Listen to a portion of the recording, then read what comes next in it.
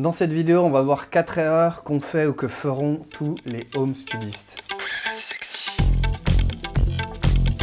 Salut, c'est Vin, j'espère que tu vas bien. On continue notre série des vidéos de l'Avent. On ne lâche pas l'affaire, on ira jusqu'au bout parce que c'est notre projet. Première erreur d'importance, oublier de porter sa casquette de producer. C'est quoi le producer? C'est la personne un petit peu omnisciente qui va chapeauter l'ensemble, qui va penser aux aspects à la fois techniques et aux aspects aussi musicaux. C'est ce dont je parle tout le temps sur la prise de recul. C'est cette personne qui va être un petit peu en retrait et en même temps partie prenante du truc, qui aura des idées musicales, mais aussi qui aura suffisamment de recul sur le projet pour rester cohérent, pour rester pertinent. Ça, c'est quelque chose qui manque, je trouve, chez pas mal de home studistes, principalement des débutants, mais pas que.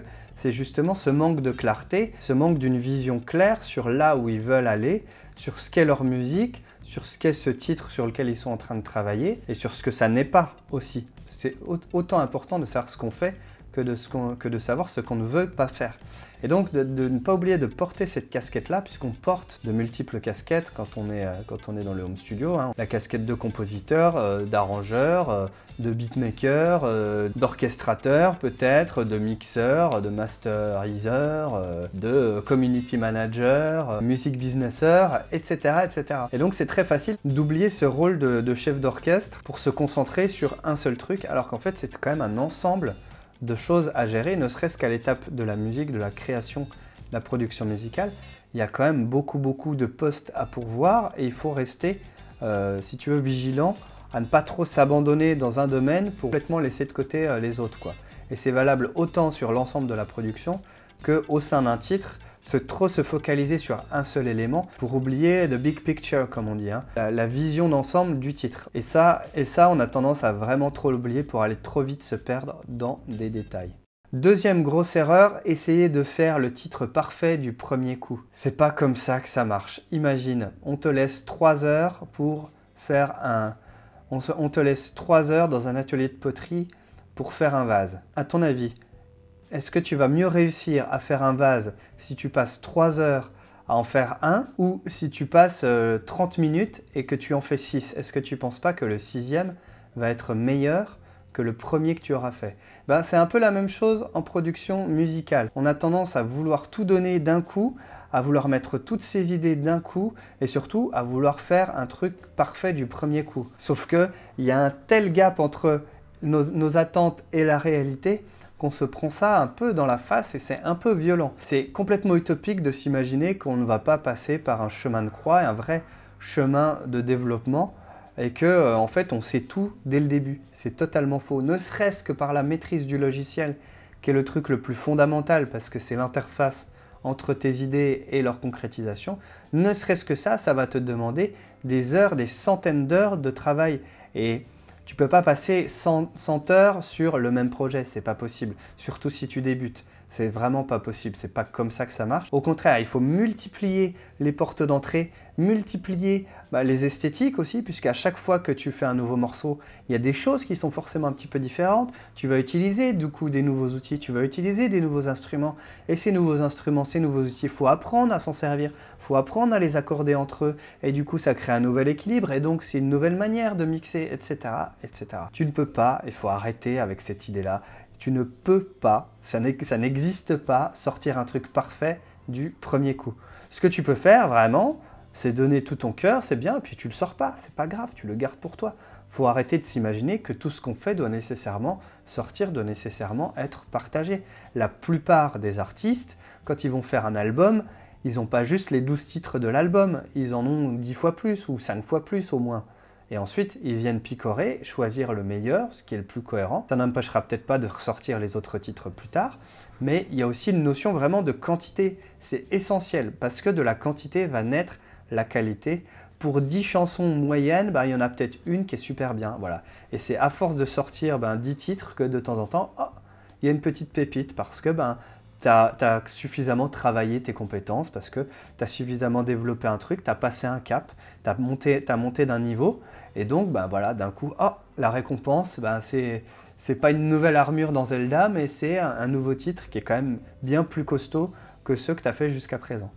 Troisième erreur, vraiment ouf, on corrigera ça au mixage.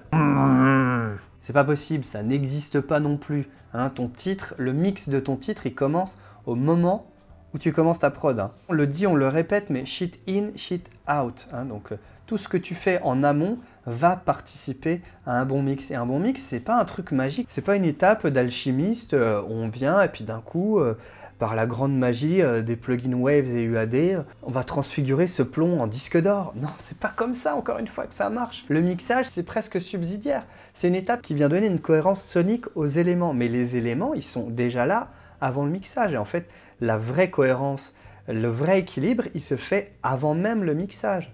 D'accord ? Et donc, il faut vraiment arriver à comprendre que ton mixage, il se joue bien avant. Il se joue au stade de composition, au moment de choisir tes sons, au moment de faire tes prises de son, au niveau de l'intention que tu vas mettre dans tes prises de son, au niveau des parties musicales, comment elles s'accordent les unes par rapport aux autres. Est-ce que tu n'as pas 3 guitares qui sonnent pareil? Ben ça, c'est pas au mixage que tu vas corriger le son de tes guitares, c'est avant. C'est une étape créative, c'est une étape de sound design, c'est une étape où tu vas définir vraiment les postes comme ça de ton titre. Ça, c'est pas du mixage, c'est de la composition, c'est peut-être ou de l'arrangement, peu importe les termes. Mais le mixage, c'est 10% d'un titre, tu vois. C'est peut-être les 10% qui feront tout. Ensuite, dans les oreilles, par exemple, d'un professionnel, si c'est ce que tu vises. Mais pour le commun des mortels, ça ne change rien. Et encore une fois, un titre faible, même mixé par le mixeur de Coldplay qui prend 5000 balles par titre, ça restera un titre faible, quoi. Donc il vaut mieux passer son temps sur l'étape de composition, avoir une vraie identité musicale, une vraie identité de songwriting, plutôt que de se perdre dans des délires de mixeur. Si ta compo c'est un poisson avarié, ben t'auras beau la passer au mixage, ce sera toujours un poisson avarié, quoi. Il sera peut-être un peu plus joli, il y aura une petite présentation avec une rondelle de citron et des fines herbes, n'empêche qu'il va quand même te rendre malade ce poisson. Voilà, c'est la même chose en musique. J'aime bien faire les métaphores un peu foireuses, je sais pas si t'as remarqué. Mais c'est la même chose en musique, en production, quoi. Donc ne mets pas la charrue avant les bœufs.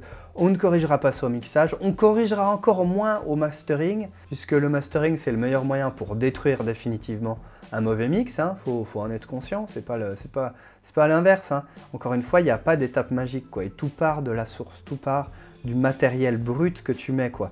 C'est pour ça que on investit dans des préamplis, dans des bons micros, dans des bons instruments virtuels pour avoir une bonne matière sonore. Et c'est là, j'en ai déjà parlé, c'est là où ça devrait être le focus de ton porte-monnaie, mais surtout de ton attention.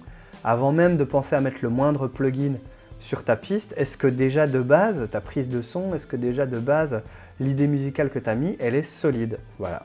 Et enfin, dernière erreur, c'est se concentrer plus sur les outils que sur la musique. Ça se voit pas, mais je suis en pleine extase de monter mon petit compresseur Clone SSL qui va bien me donner de la patate sur mes pistes.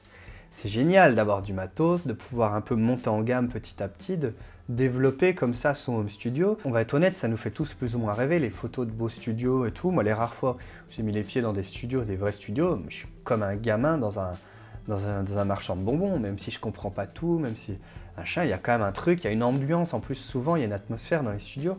Bref, donc on est vachement attaché à ça, sauf que ces trucs-là, aussi jolis, puissants, chers soient-ils, ça ne reste que des outils. À l'intérieur, c'est ça, c'est pas encore une fois de la poudre de perlimpinpin, un truc magique d'alchimiste, quoi. Ça reste que des outils, des composants électroniques et de la soudure, c'est tout ce que c'est. La vraie magie, elle est dans tes 10 doigts, elle est dans ton cœur, elle est dans ton cerveau. C'est là où est la magie. Peu importe que tu joues sur une carte son à 2000 balles ou que tu joues sur une carte son à 100 €, on s'en contrefout. C'est pas ça qui fait la valeur d'une musique. Hein, c'est pas ça qui fait la valeur d'une chanson. Ce qui fait sa valeur finalement, c'est à quel point elle est vectrice d'émotion, cette chanson, cette musique. Hein, à quel point tu as reçu quelque chose qui te dépasse peut-être et tu as réussi à le cristalliser. Que ce soit fait dans une carte son à 100 balles ou à 2000, peu importe. Là où la seule différence, c'est que si tu le fais dans une carte son à 2000, tu es plus susceptible d'avoir ce qu'on appelle un son définitif tout de suite, plutôt que d'avoir un son démo, quoi. Si tu as juste un pauvre home studio avec rien dedans et que tu as juste un vieux GarageBand craqué, bon il est gratuit, mais tu vois ce que je veux dire? Tu as juste un vieux GarageBand et puis une carte son à 100 balles et puis un un vieux micro, un clone de SM58 acheté sur Amazon, je sais pas quoi. On s'en fout, c'est très bien. Ce qui compte, c'est de développer ton sens de la musique, de développer ta patte artistique, de développer ta musicalité. Et le matos, finalement, ça devient plus une quête subsidiaire, un truc optionnel dans la quête principale du RPG qui est devenir un meilleur producteur de musique. Le matos, c'est le bonus, quoi. C'est la quête pour aller compléter l'épée magique de Link dans Zelda, machin. Link's Awakening, meilleur jeu vidéo de toute mon existence. Et donc on peut vite se perdre et oublier l'essentiel. L'essentiel, c'est pas de se construire un home studio de ouf. L'essentiel, c'est de faire de la musique. Une musique qui nous touche nous et une musique qui touche ceux qui vont l'écouter. Et ça, aucun matos ne pourra le remplacer. Le matos, c'est juste un outil. Hein. Si tu veux creuser un trou, tu peux très bien le creuser à la main. Tu iras juste un peu plus vite avec une pelle, ce sera un peu plus facile. Mais si tu n'as pas l'idée de creuser ton trou, le trou il va pas se creuser tout seul, ça c'est évident.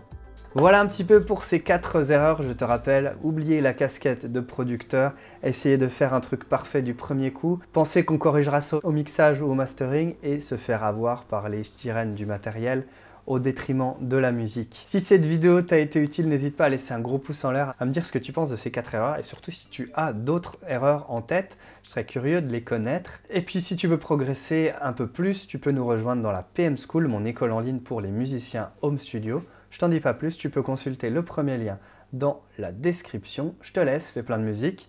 Ciao!